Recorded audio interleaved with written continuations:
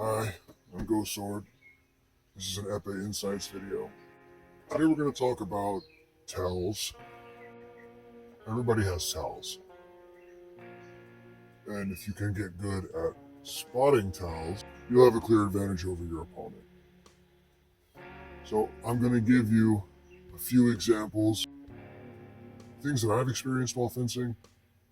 These are tells that I've had, tells that I've noticed. I'm going to show you how those have been used against me and how you can use those against other people. I had an opponent that was very prone to using the Epee. They'd stomp at me.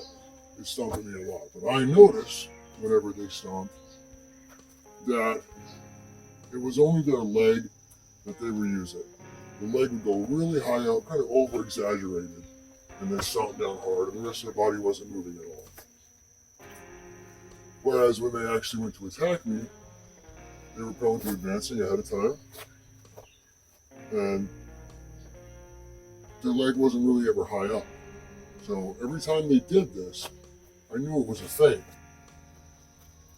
and I just wouldn't fall for it. Another really common tell.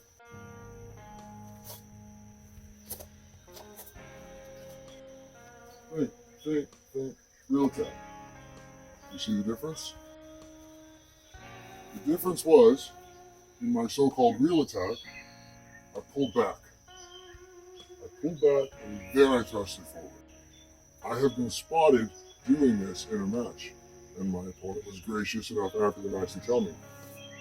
I could tell when you were actually going to attack me because you pulled back slightly first. I have also seen other fencers doing this on the piece and getting caught doing it. When you're on guard, you shouldn't be too far extended with your elbow anyway. It should be halfway, if not a little bit closer, so you have plenty of room to thrust into.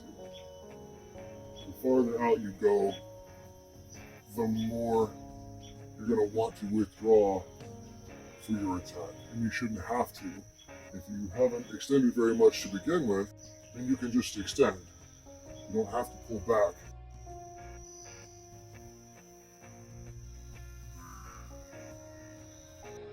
So I train in multiple weapons. Most of those weapons require you to hold the sword a little more upright.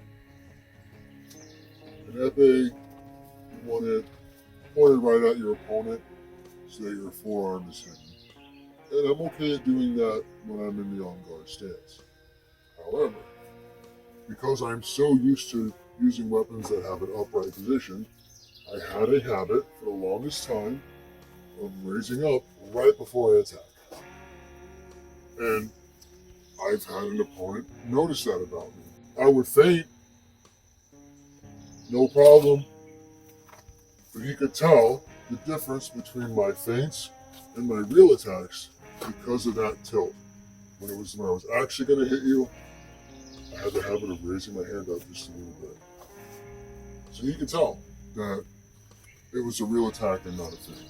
This opponent was kind enough to let me know after the match, this is one of your tells, this is how I kept getting touches on you. They suggested, don't get rid of this tell, use it. If I lift up, my opponent's going to target my hand, right? So there have been a couple of occasions where I lift up knowing, okay, my opponent's going to go for this hand. And what can I do when they do? One thing I've done, it's kind of an unorthodox move. I raise up, baiting my opponent to attack my hand. When they extend it towards my hand, I extend it towards them, tilting out of the way, and landing a touch high on their shoulder. I hope this has been helpful. Thank you very, very much for watching. I'll see you next time.